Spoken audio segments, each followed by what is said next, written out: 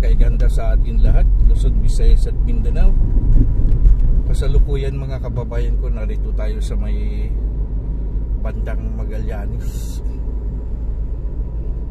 Mayroon kasi akong pasahirong naiwan yung cellphone niya, kabayan. So tumawag sa akin. Ang sabi sa akin ibalik ko daw yung cellphone niya.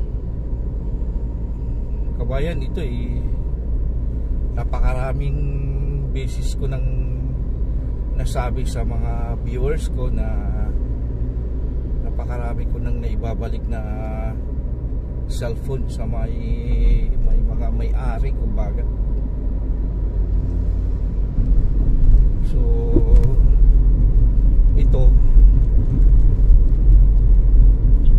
hindi ko sure kung anong klaseng cellphone to. So ibabalik natin ito doon sa may-ari.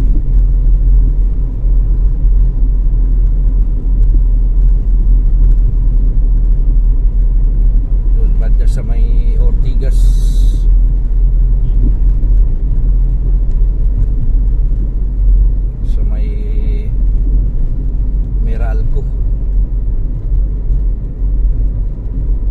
Kumusta kayo mga kababayan ko? Kumusta kayo dyan? Mga OFW kong mga kababayan ng mga bayaning buhay dyan, saan makayo sa dako ng ating mundo.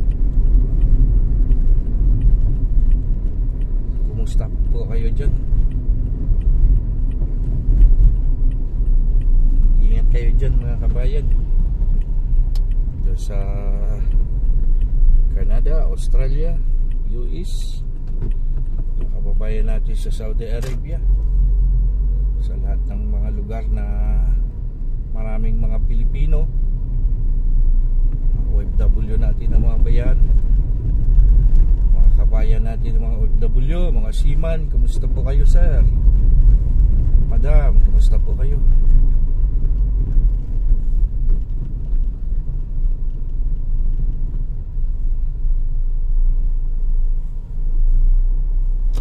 Napakaraming cellphone na naibabalik natin at ang iba na i-vlog natin. Kasi nung time nang nagmamaniho ako ng taxi 2003, wala pa akong YouTube channel. Yung dami na natin na ibabalik nung time na yun. So nag-start tayo mag-vlog 2020. So yun,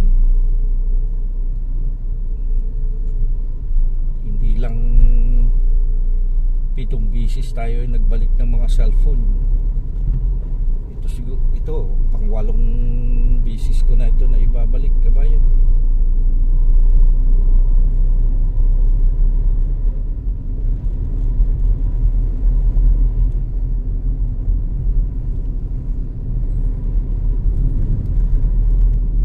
Umiikot pa ako kasi malayo yung Ortigas, Pasig, galing ng Magallanes.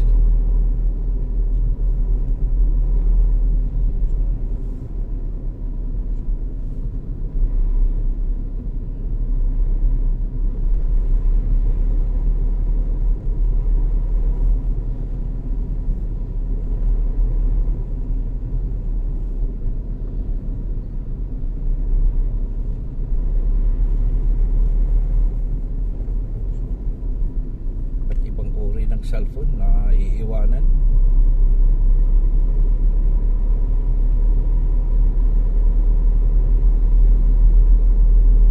Kaya yan ang mga sinasabi ko, kabayan. Kahit anong ilang beses ko sasabihin na double check ng gamit bago bumaba, may nakakaligtaan pa rin talaga. Grabe. Kung natandaan nyo, kabayan, yung mga nauuna ko mga vlog, ako yung ang nagbalik kay Rafi Tulfo ng malalaking halaga. Kaya dyan sa thumbnail ko, sa picture ko dyan, mayroon ako mga medalya at plaque. Yan, galing yan kay Rafi Tulfo sa TV5 Radyo 5 nung time na yun na wala pang pa siya senador. So may programa siya dati, lahat ng mga nagbalik nabibigyan ng awarding, mayroong iba't ibang uri na binibigay, may pira, may cash, may vitamins, iba't ibang mga gamit pambahay, pangkusina, mayroon pang t-shirt, tsaka mayroon pa kaming mga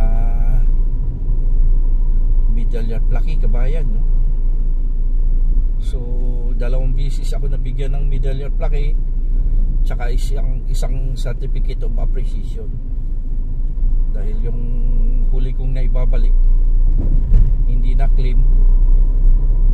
So tawag doon return to finder, binalik sa akin dahil hindi mahanap yung may-ari. Yung una at pangalawa na claim lahat yun. So yun mga kababayan ko. Tapos pagdating sa cellphone, hindi ko na dinadala kay Rafi kasi tumatawag naman ang may-ari eh. Yung pera kasi kailangan ibalik mo talaga doon kay Rafi, ibigay mo. Kasi kung minsan napagbibintangan ka, wala kang testigo, sasabihin ng may-ari ng pera 200,000 yan ang naiwan ko, bakit 100,000 na lang? So pwedeng gawin yan sa'yo 150,000 itong pera ko, bakit ngayon 100,000 na lang? So maaaring pagbibintangan ka na kinukupitan mo, kinukuhaan mo. So para walang duda, para walang lukuhan, eh may programa naman si Rafi, doon na lang ibabalik para sigurado na hindi ka mapagbibintangan. Tsaka magkaroon ka pa ng awarding, karoon ka ng rewards, para darating man ang panahon na tumanda ka, mayroon kang maipapakita sa mga anak mo, sa mga apo mo na kahit papano mayroon kang ipagmamalaki sa mga kabutihan mong nagagawa. So yan kabayan, big love shout out sa lahat mga kabayan natin na mga OFW dito sa ating bayan din sa Pilipinas, mga kapwa ko taxi driver, grab driver. Kumusta po kayo sir, madam, kumusta po kayo sa mga pasahero ko? Ayan kabayan, no? Tumawag na naman. Hala pa sir, hala pa. Ayan kabayan, naputol yung tawag. Undawin na ako, going to ano na. Hello pa sir. Ma'am? Hello ma'am. Yes sir. Undawin na ako.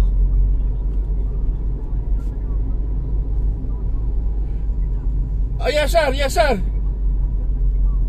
Yes sir, undawin na ako, papunta na ako dyan. Yes sir, oh. Diyan sa Beberal ko, hintayin mo ako dyan. Hintayin mo ako dyan, undawin na po ako. Galing kasi ako ng Magallanes eh.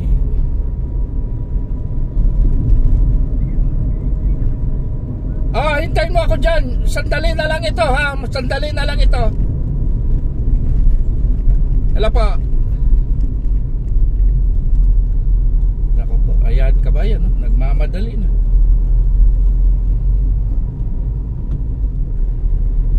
Ako naman kahit hindi siya tumawag, dadalhin ko lang ito doon sa ano, sa garahe namin, doon sa opisina. Ibigay ko doon para kung may mag-claim or dalhin ko, ilagay ko lang sa bag para pagka may tumawag masasagot ko rin,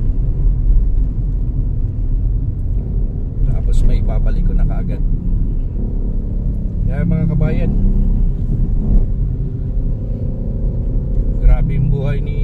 Vlogs. Sa mga kababayan pala natin na may mga sakit ha, mga dialysis patient, cancer patient, pamilyang may namamatayan, wala na po kayong babayaran sa patak ng metro. At kung lumago ang ating views, kabayan, no? Pag lumago ang ating views, umabot tayo ng maraming subscriber, marami naman, kaso lang wala nagkaroon tayo restriction, na shadow ban tayo, nagkaroon tayo ng filter, kaya hindi tayo makapagpalago ng ating views. Kaya ang kita natin barya-barya. So yun ang nangyari mga kababayan ko. Hindi natin maibigay yung sapat na tulong sa kapwa nating mga mamamayan.